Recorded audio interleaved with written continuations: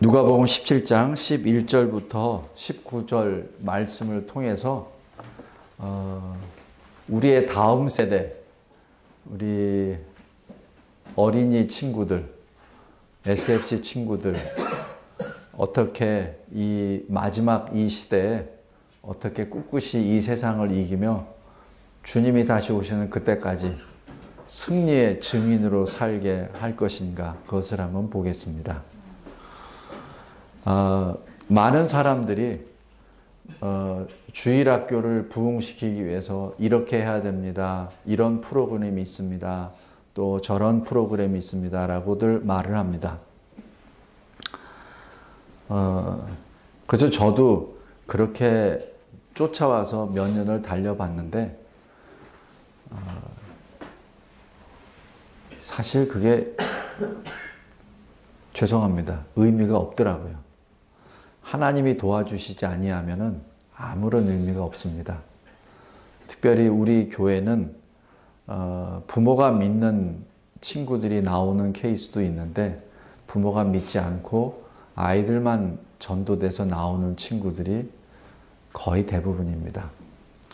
그래서 실컷 여기 잘 나오다가도 엄마나 아빠가 안 돼 그러면 못 나와요. 그것을 많이 봤습니다. 하나님이 돕지 아니하시면은 안 됩니다. 그래서 특별히 오늘 본문 말씀을 통해서 하나님의 은혜를 받은 자가 어떻게 살아야 되는지, 오늘 특송에서도 나의 남은 인생은 주를 위하여, 나의 남은 인생은 하나님 나라와 의를 위하여 라는 그 고백이 오늘 본문에 나와 있는 한 나병 환자였던 사마리아인의 고백이리라 믿습니다. 그리고 저와 여러분의 고백이 되리라 믿습니다. 우리가 어떤 주일학교 부흥을 위해서 어떤 프로그램도 분명 있어야 됩니다. 그러나 그것보다도 먼저 전제가 되어야 될 것은 하나님의 은혜입니다. 그것을 빼놓고 아무리 프로그램을 잘 돌리고 많은 그 교사들을 활용한다 하더라도 사실 아무 의미가 없습니다. 오늘 말씀 보겠습니다. 먼저 11절에 예수께서 이 갈릴리에서 이 사마리아 사이로 가실 때 목적은 예루살렘입니다. 예루살렘으로 가시기 위해서 북쪽에 있는 갈릴리에서 이 예루살렘과 갈릴리 사이에 있는 사마리아 지역 그 사이를 지나가실 때, 그때는 신학자들이 분석한 걸로는 광야지대라고 합니다. 그 광야지대에 12절 보면은 한 마을이 있었습니다. 그곳에 나병 환자 10명이 있었습니다. 우리가 잘 알다시피 나병 환자는 그 언약의 공동체에서 제외된 사람입니다. 언약의 공동체에서 사실 쫓겨난 자들입니다. 그래서 원래 자기 가족들하고 같이 살 수가 없어요. 자기 공동체에서도 살 수 없습니다. 그래서 광야 어디에 나병 환자 촌이 있었던 것 같습니다. 거기 10명이 예수께서 지나가시는 것을 보고 감히 가까이 갈 수는 없기 때문에 멀리 서서 부르짖습니다. 여기서 13절에 소리를 높여 불렀다고 합니다. 왜냐하면 가까이 갈 수 없으니까 멀리 계시는 예수님께 부르짖습니다. 예수 선생님이여 우리를 불쌍히 여기소서. 다른 어떤 것이 아니었어요. 그 부르짖음의 내용은 그냥 우리를 불쌍히 여기소서 그거였습니다. 뭐 우리의 이 병을 낫게 해주세요, 우리를 이곳에서부터 이 질고에서부터 벗어나게 해주세요, 우리를 구원해 주세요, 그런 말이 아니었습니다. 그냥 예수여 우리를 불쌍히 여기소서, 그 한마디였습니다. 그런데 그것을 속삭이는 것이 아니라 멀리 떨어져 있는 예수께서 들을 수 있도록 큰 소리로 부르짖었습니다. 첫 번째, 이것이 기도입니다. 우리가 기도를 할 때 여러 가지 방법을 할 수 있어요. 속으로 하는 기도, 그리고 누가 쓴 기도문을 보고 하는 기도, 또 나름대로 시간 정해놓고 하는 기도. 그런데 진정으로 내가 갈급하다면, 속으로 하겠습니까? 한나도 마찬가지예요. 그 갈급하기 때문에, 수년 동안 갈급했기 때문에 부르짖습니다. 지금 여기 10명의 나환자들이 했었던 것이 바로 이 시대 우리에게 주시는 첫 번째 교훈입니다. 부르짖으라. 이때 13절에 예수께서 어떻게 반응하시는지 잘 보십시오. 예수께서 보시고, 그러니까 이 소리 나는 데를 향하여 몸을 돌려서 보시고 하십니다. 이것이 첫 번째 하나님의 응답의 수순입니다. 출애굽을 시작할 때 1장에서도 마찬가지입니다. 애굽에서 신음하고 있는 그 자기 백성을 주님이 보시고라고 말씀합니다. 하나님이 보신다라고 얘기하는 것은 바로 은혜의 역사가 시작됐다는 얘기를 의미합니다. 하나님이 흑암 가운데 있는 그 상태에서 빛이 있으라 하심에 빛이 있었고 라고 말씀하셨듯이 자기 백성이 부르짖고 있을 때 그것을 몸을 돌려 보시고 하는 그 자체가 이미 구원의 역사가 시작됐다는 것을 의미합니다. 예수님이 뭐라고 하시죠? 예수님이 그래 너희들 얼마나 고생 많으냐, 얼마나 외로우냐, 얼마나 아프냐, 너는 몇 년 됐느냐, 그런 얘기 아닙니다. 안 물으십니다. 또 다른 이적처럼 일로 와 내가 얹어주마 하면서 손을 대시지도 않습니다. 그리고 예수님이 또 묻지도 않으세요. 나에게 무엇을 원하느냐 묻지도 않으십니다. 근데 다른 이적들 같은 경우 보면 예수님이 물으세요. 내가 너에게 무엇을 하기를 원하냐고 물으십니다. 근데 여기서는 묻지도 않으세요. 손도 대지도 않으세요. 그냥 보시고 뭐라고 하시냐면은 제사장들에게 가서 내 몸을 보이라 라고 그냥 말씀합니다. 뭐 낫다 못다 아무 얘기 안 하십니다. 성도 여러분, 왜 그러냐면은 예수님은 10명의 마음을 이미 받았습니다. 하나님은 우리가 일일이 다 설명하기 전에 이미 아세요. 우리가 입을 벌려 부르짖기 전에 하나님은 아세요. 아니, 입을 벌리기도 전에 아세요. 왜냐하면 우리가 입을 벌리게 하는 것은 우리 안에 계신 성령이 끊임없이 한탄하시며 우리의 입을 벌리게 만드시거든요. 그 성령은 하나님의 성령이시거든요. 바로 우리가 기도하는 것도 내가 기도하는 것이 아니라 실은 내 안에 내주하시는 성령이, 하나님의 영이 나를 감동시켜서 내가 부르짖게 만드십니다. 그것이 기도입니다. 만약에 여러분 중에 기도가 안 됩니다, 내가 부르짖지를 못합니다 라고 하는 분이 있을 때는 성령께 간곡히 기도하시기 바랍니다. 성령이시여 나의 마음을 주장해 주셔서 내 입을 벌리게 하여 주시옵소서. 내가 부르짖게 하여 주시옵소서. 나의 고통을 누구보다도 잘 아시는 성령이시여 내가 입술을 벌려 기도하게 하여 주시옵소서. 지금 부르짖는 이 기도 때문에 예수님은 이미 다 아신 거예요. 그들이 무엇을 원하시는 것이 주님이 아십니다. 그래서 그냥 말씀하십니다. 가라! 제사장들에게 내 몸을 보이라! 라고 말씀합니다. 10명이 어떻게 생각했는지는 모르겠습니다. 그러나 10명은 말씀에 순종하고 그냥 제사장들에게 나아갔죠.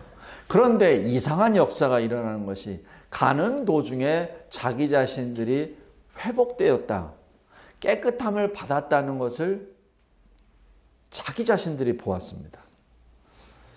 성도 여러분, 이 문둥병은 자기 자신이 이 아프다는 통증을 없습니다. 그래서 칼에 잘리거나 뜨거운 걸 대서 내 손이 녹거나 잘리더라도 그 통증이 없기 때문에 그냥 갑니다.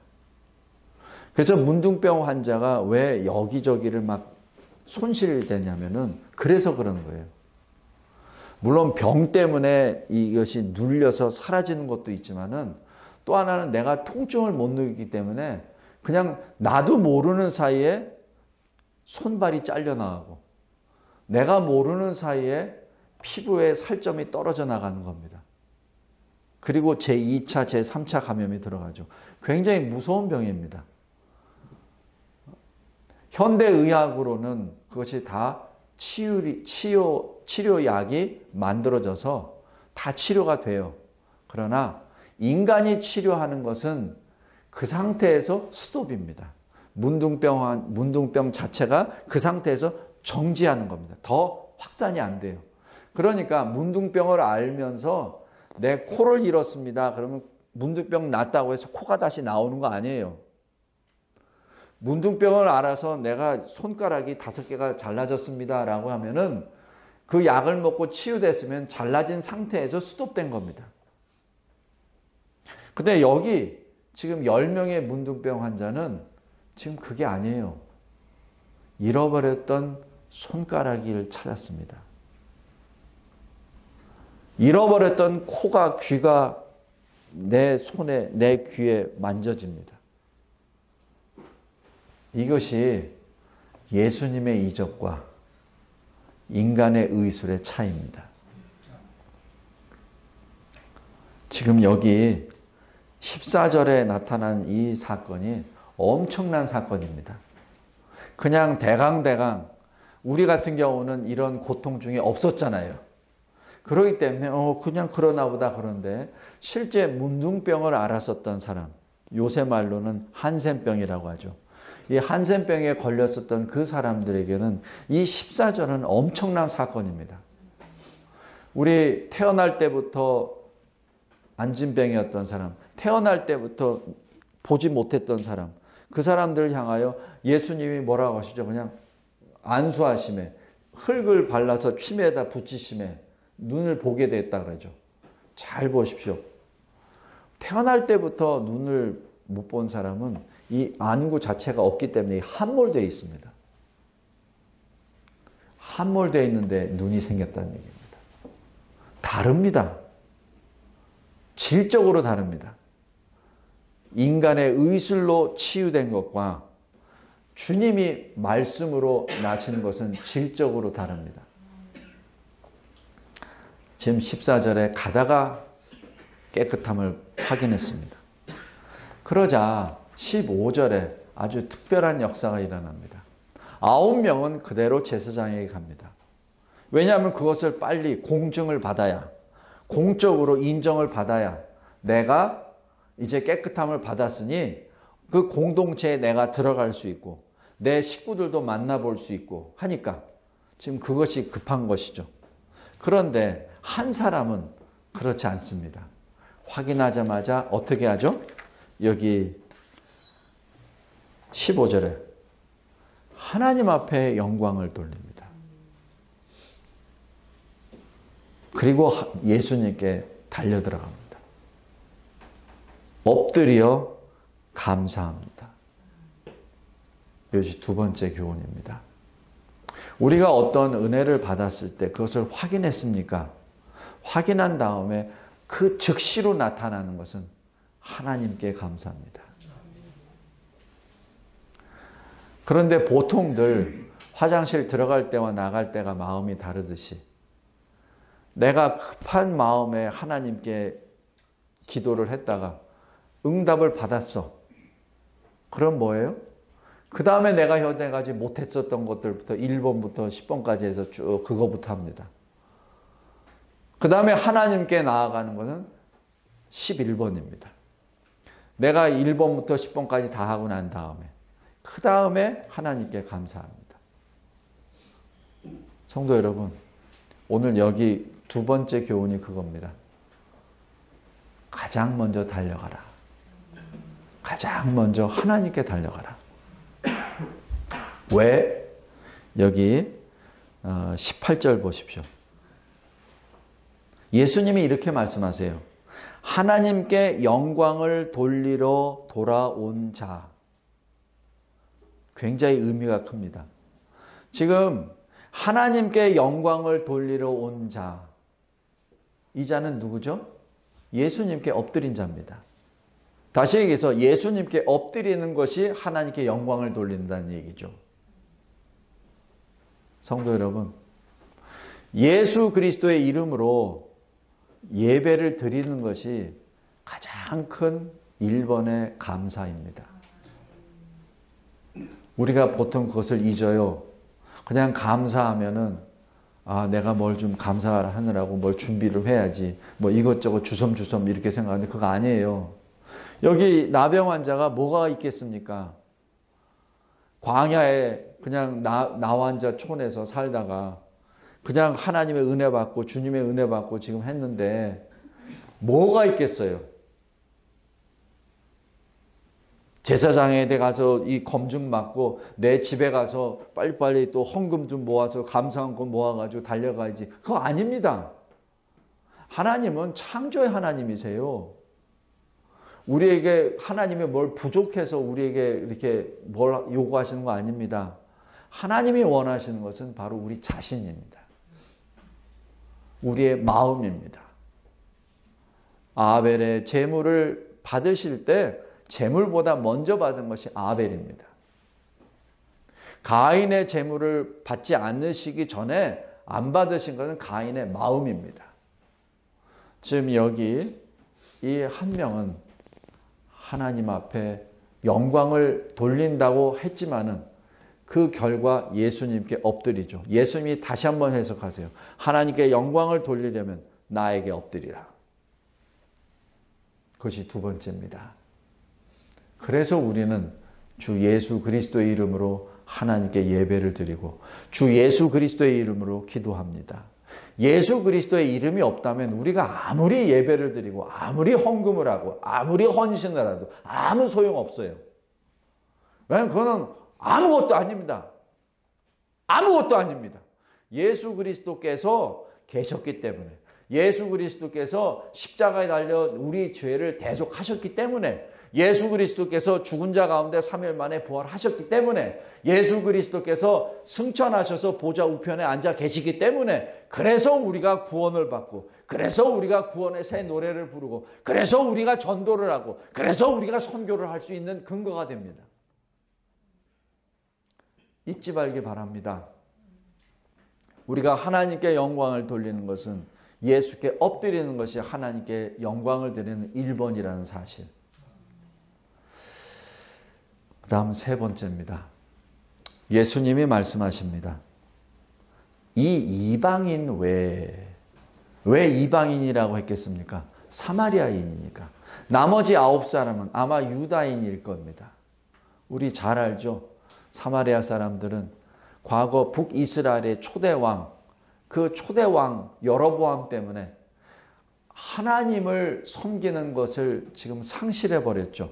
예루살렘에 오는 것을 막기 위해서 저 북쪽의 단과 남쪽의 베델에 금송아지를 만들고 그 금송아지를 출애굽의 여호와라고 여로보암 왕이 거짓말을 하고, 그래서 북이스라엘 사람들이 예루살렘에 가고 여호와 하나님을 예배 드리는 것이 아니라 그 금송아지에다가 절을 했거든요.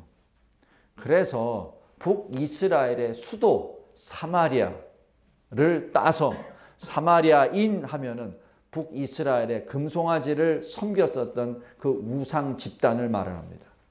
그래서 유다 사람들은 사마리아인 하면은 저 사람은 우리와 혈통적으로는 조금 섞여 있을지 몰라도 저들은 이방인이다, 저들은 개다라고 생각했었던 겁니다. 세 번째 교훈입니다. 하나님의 은혜는 하나님의 택하신 자에게 임합니다.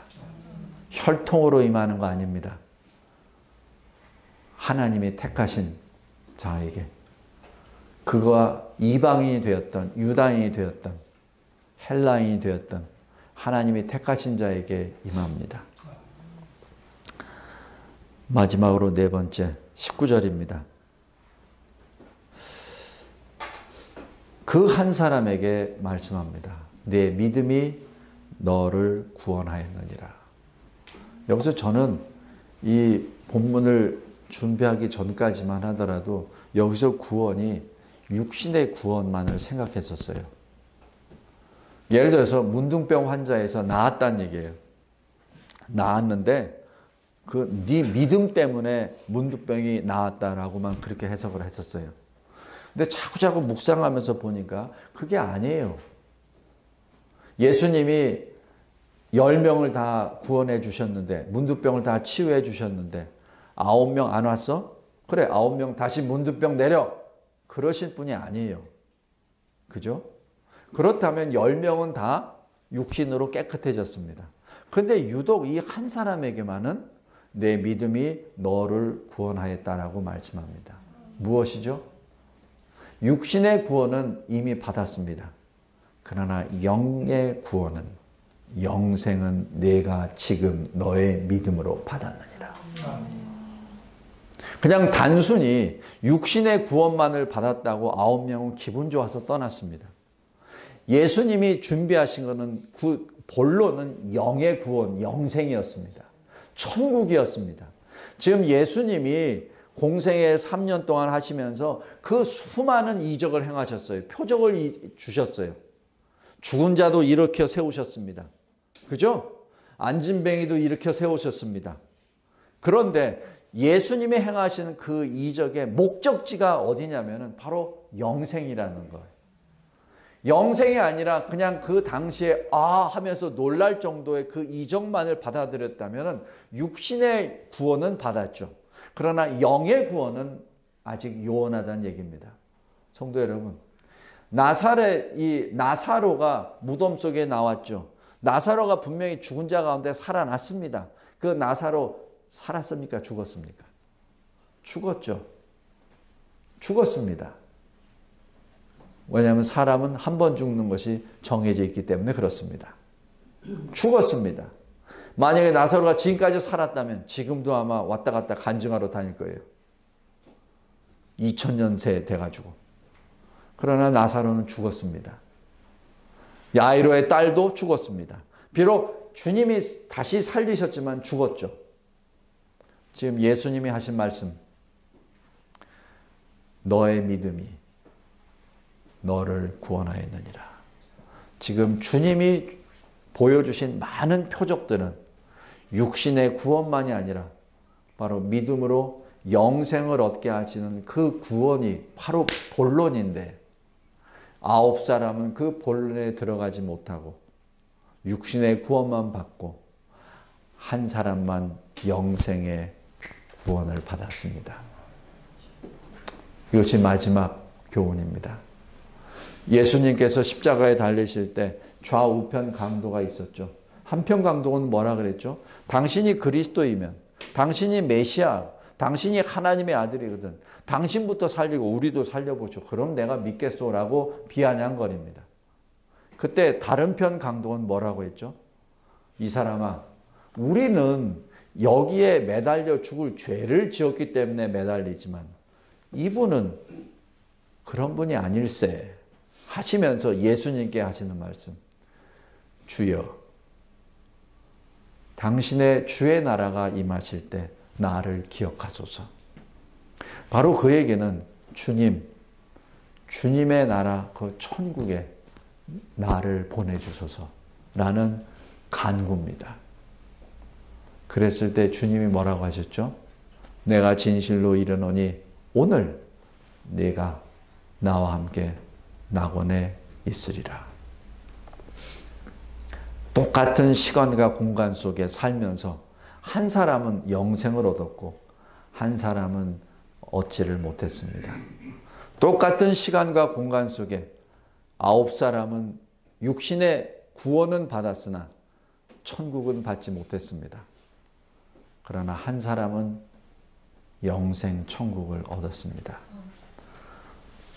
이것이 저와 여러분의 현장입니다. 우리가 우리 다음 세대를 위하여 기도할 때 우리가 먼저 이 은혜에 감사하지 아니하고는 다음 세대를 이 은혜의 장으로 인도할 수 없습니다.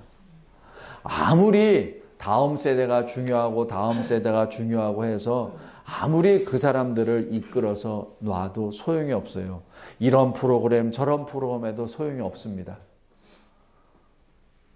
예수 구원의 은혜를 받았으면 받은 그 결과를 여러분들이 제가 나타냈을 때 우리의 다음 세대들이 우리에게 따라오리라 믿습니다. 왜 이 시대에 주일학교가 서서히 문을 닫습니까? 왜 교회 주일학교가 없어집니까?